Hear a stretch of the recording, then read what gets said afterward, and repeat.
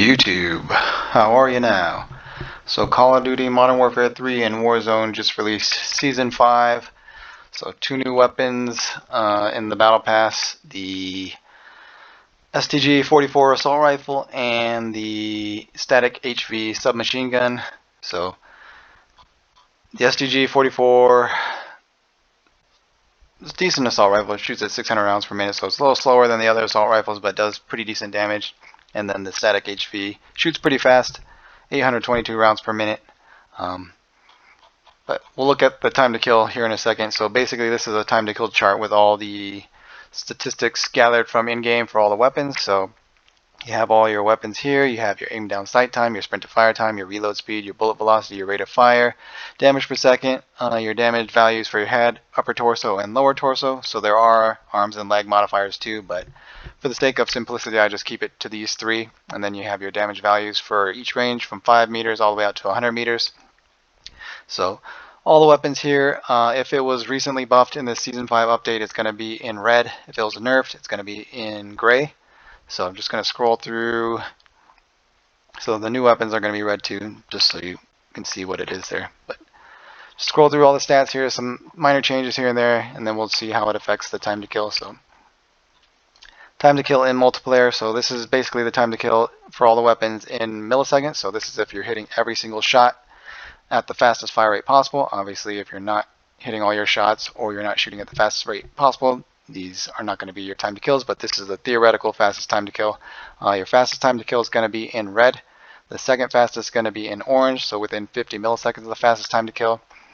Within 100 milliseconds is going to be yellow. Within 150 milliseconds is light green. Within 200 milliseconds is dark green, so on and so forth.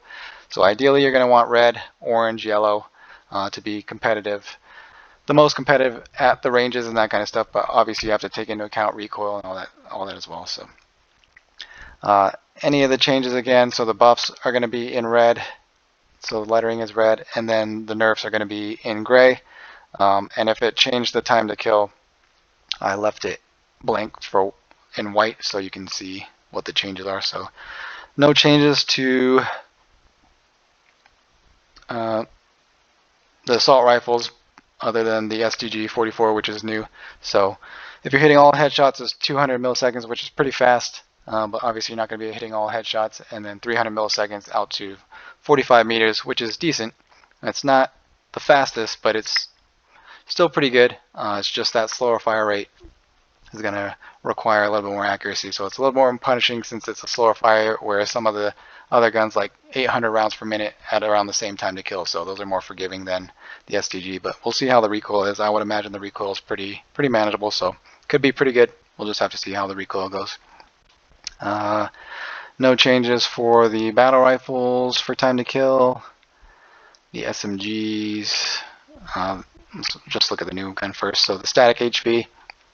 So you only have the maximum damage range, which is out to about 10 meters. So some of the stats are missing in game. You just have to wait for guys like Exclusive Ace and True Game Data to gather the stats so I can finish all the other ranges, because it just gives you the max damage value and then the minimum damage range. It doesn't give you anything in between. So it's decent up close, not the greatest, but still pretty good. 219 milliseconds up close if you're hitting upper torso is pretty good. 292 is not that great. It's more like assault rifle, but if you're hitting upper torso, it's pretty good up close with that fast fire rate.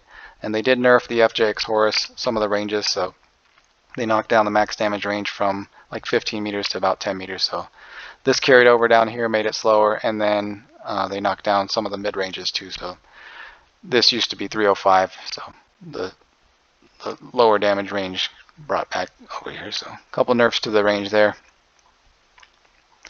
Let's see, no changes to the LMGs for time to kill, no changes to marksman rifles. They did change the MTZ interceptor though. They knocked the range down by like 5 meters. So it used to be out to here, but now it's max damage range is 5 meters shorter. Sniper rifles, no changes. Shotguns, they did change the fire rate on the reclaimer, so it's 200 now. Used to be 182 according to the patch notes, but in semi-auto, not pump action. So a little bit fast fire rate, and they did buff the pump action max damage as well, so more consistent one-shot and two-shot kills. And then pistols, they destroyed the core 45, so they knocked down the rate of fire to 240. The base used to be 375, and they also nerfed the faster fire rate triggers, which is the only thing that they should have nerfed, because 375 fire rate, it was a decent time to kill, but with 240 for the base, it's terrible. So with the faster fire rate triggers, it was kind of broken for time to kill potential, but I don't know why they nerfed the base fire rate. They should have just nerfed the faster triggers, because that would have been that would have made sense, but they just destroyed the core 45, so it's not even usable at all without the conversion kit now. So that's it for multiplayer. Then Warzone, same thing. Any changes? Buffs in red, nerfs in gray. Just scroll through real quick if you want to take a look at all the changes. Pause it, and I'll also leave a link in the description for all the patch notes for multiplayer and Warzone. And then also a link to this spreadsheet as well. So look at how the new guns perform. So in Warzone, the STG-44 is ridiculously good. So 600 milliseconds time to kill for upper or lower torso out to 35 meters, which is the fastest time to kill for any assault rifle. So if it has decent recoil, it's going to be pretty outrageous up close for an assault rifle, even out to mid-range. And then the static HV, it's okay in Warzone.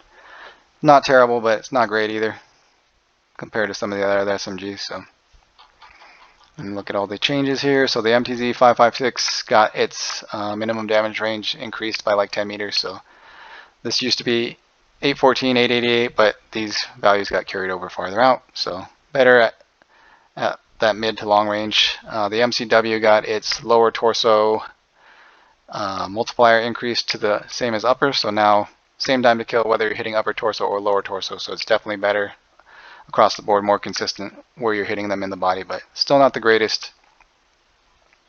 Just has really good recoil. So any other changes there? No. So battle rifles, the BAS-B got its damage range increased by 5 meters. So this used to be 800, 900, 900. So this just got carried over 5 meters. AMR 9 got its max damage range increased by 5 meters. So this got carried over, whereas it used to be 720, 792, so slightly better up close.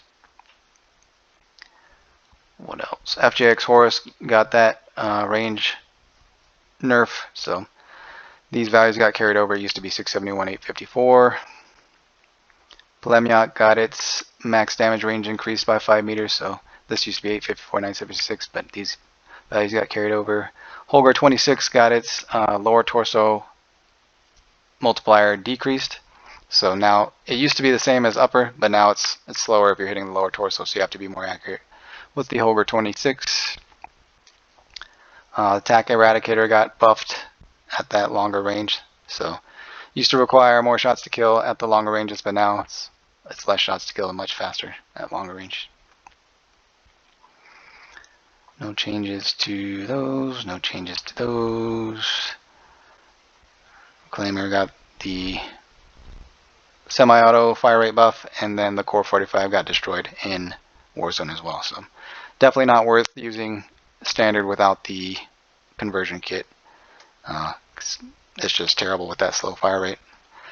I don't know why they nerfed the base fire rate. They should have just nerfed the trigger fire rates, the faster triggers, but what are you going to do? So yeah, that's all the changes for Season 5, other than new like equipment and additions to like the vests and stuff. So all the vests add like one extra thing that they were missing earlier. So like the assassin vest used to not have a munitions box or whatever that slot is, but now you have the option for getting one of those. So some changes like that, and they also got rid of the streaks, earn streaks modifier from Season 4 as well. So any kills you get with your kill streaks no longer count towards your next kill streak. So no more of those super high kill games where you could just keep your streaks going over and over and over again once you got your first streak. So looping streaks is still in there, even though it was never an invasion.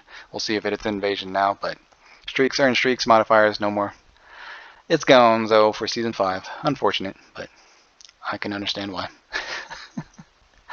Not fun on the receiving end, so. And I think it makes people play more passive too, so they're just going for that first streak, trying their best to get that first streak. So playing passive, hiding in corners, sniping, that kind of stuff makes the game a lot slower. A lot of games go to time and invasion because people are just sniping, not moving, just trying to get those streaks going. Because once you get them going, you can just wreck the whole lobby. So if you know what you're doing, but not anymore, no more. And then the DNA bomb I think is gone because they brought back the MGB. So MGB is a 30 kill streak, I believe, whereas the DNA bomb was a 25 kill streak. So going to be a lot harder to get that MGB without the streaks earned streaks. So you got to do it legit, 30 real kills. So yeah, that's it for this one. Let me know down in the comments if you think anything's missing from this chart that could be useful, that would be worth the time to put into it. Anything that would make the chart better, but it just helps me putting these charts together so I can kind of see how each guns perform. Pick which guns I want to use for whatever situations I want to use, or whatever gun I'm using, how to use it in the best situation possible. So this helps me out, so hopefully it helps you guys out too.